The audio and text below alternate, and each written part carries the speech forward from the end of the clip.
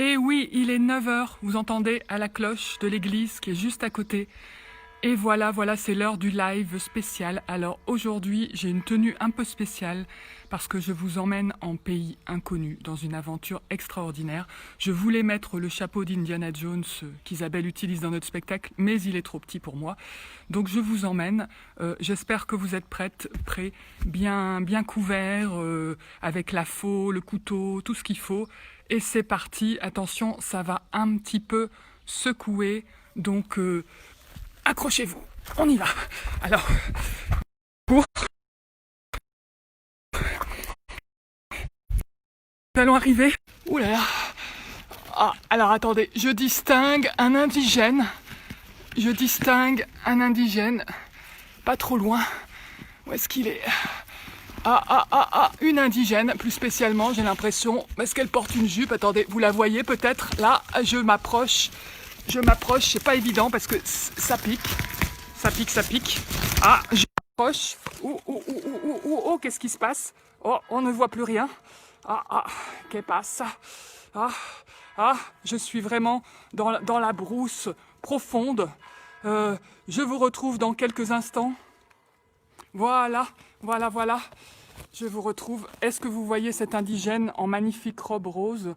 Alors elle est spécialement bien épanouie. Je ne sais pas si vous la voyez. Hein, je vais vous en montrer une autre. Voilà. Elle est spécialement bien épanouie. Ouais. Voilà, son cœur.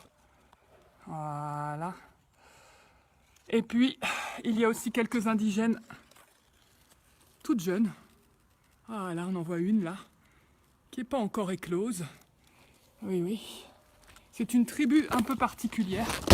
Alors, hop là, je vais... en voilà une autre. Je ne sais pas si vous la voyez. Je vais sortir de ma brousse quelques instants pour vous parler. Oh, ça bug. Alors, je pense qu'il n'y a pas trop de réseau dans ce pays bizarroïde. Alors, pourquoi je vous ai emmené au cœur de ma jungle, au cœur de mon rosier? Eh bien, c'est parce que vous ne voyez plus rien non plus, là? Allô, est-ce que vous me voyez? Faites-moi un petit commentaire pour me dire si vous me voyez. Faites-moi un petit commentaire. Est-ce que vous m'entendez peut-être? Alors, si vous m'entendez, je continue. Alors, il se trouve que j'ai regardé mes roses hier. Et j'ai regardé ces roses qui étaient toutes à des stades différents. J'ai vu la rose qui était comme celle-là, très épanouie. Et puis j'ai vu celle qui était encore en bouton. Ah, Nathalie me voit et m'entend. Super, ok. Bon, super. Et j'observais ces roses et je me faisais ma petite méditation matinale devant ces roses. Et je me suis dit, ces roses, elles vivent leur vie, elles vivent leur destin de rose. Certaines sur ce même rosier sont complètement fermées encore, ne sont pas encore prêtes, elles se préparent à éclore un jour quand ça sera le bon jour, et d'autres sont déjà très épanouies et offrent leur parfum, nous offrent leur beauté, leur parfum, comme cette rose qui est juste à côté. Et je me suis dit, imaginons que ces roses se disent, oh non, celle qui est prête à éclore. Oh non, en fait j'ai décidé de ne pas éclore. Non, parce qu'en fait je suis pas prête, je suis pas assez belle, donc il faut que j'attende un peu, il faut que je me prépare un peu plus. Je ne suis pas assez belle, donc non, je ne vais pas éclore aujourd'hui. Et toutes les roses autour d'elle lui diraient, mais c'est le moment, regarde, t'es prête à éclore là.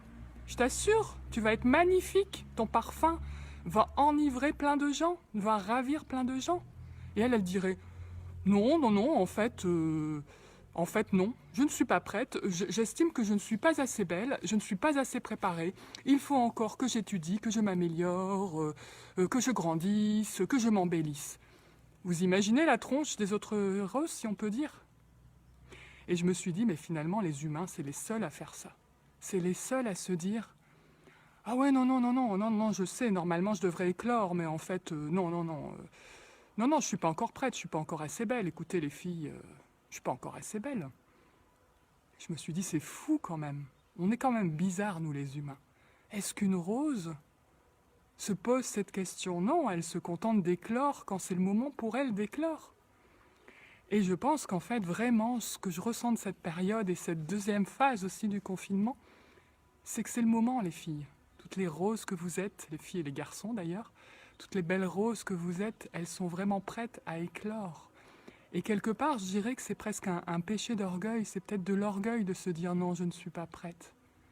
Si vous sentez un élan en vous, c'est pas pour rien, si vous sentez un élan en vous de réaliser, d'exprimer, de révéler quelque chose au monde, c'est que c'est le moment. Et peut-être que ça sera maladroit, et peut-être que ce sera pas parfait, mais tant mieux, c'est ce qui fera votre humanité. Et j'ai envie de vous dire, si vous sentez cet élan, faites taire votre mental ou vos petites voix à l'intérieur qui vous disent « Non, non, tu n'es pas prête, tu n'es pas assez belle, et d'ailleurs, tu te prends pour qui, ma pauvre fille, tu te prends pour qui, mon pauvre garçon ?» De croire que tu as quelque chose à offrir au monde, toi, n'importe quoi, toutes ces voix-là. Mettez-les de côté. Dites-leur, je m'occuperai de toi plus tard. Ok, je t'ai entendu, mais je m'occuperai de toi plus tard. Mais là, j'y vais. Et faites le premier pas, ou le deuxième, ou le troisième pas vers votre éclosion. Parce qu'en fait, vous avez remarqué à quel point ça nous émeut, une rose qui éclot. Là, je vais vous raconter une petite histoire. J'ai une de mes voisines, qui est aussi une bonne copine, qui publie sur Facebook depuis une dizaine de jours, qui avait publié des photos de sa rose qui était encore en bouton, la rose de son jardin. Et elle avait lancé un petit concours, quand est-ce qu'elle va éclore? Et en fait, je me suis rendu compte qu'il y avait plein de monde qui répondait à ça, elle va éclore tel jour, tel jour, tel jour. Et que quelque part, notre attention était concentrée sur cette rose, parce que quelque part, une rose qui éclot, c'est un miracle. C'est un miracle. Et figurez-vous qu'elle a éclos hier, cette rose. Et donc j'avais envie de rendre un petit hommage à cette rose qui a su monopoliser notre attention autour de sa beauté. Et j'ai envie de vous rendre un petit hommage à vous, aux roses que vous êtes, qui sont sans doute prêtes à éclore. Et j'ai envie de vous dire, le monde a besoin de votre beauté. Le monde a besoin de votre beauté. Si vous êtes là, si vous sentez un élan en vous, c'est que vous avez quelque chose de très particulier, d'unique à offrir au monde. Le monde a besoin de votre parfum particulier.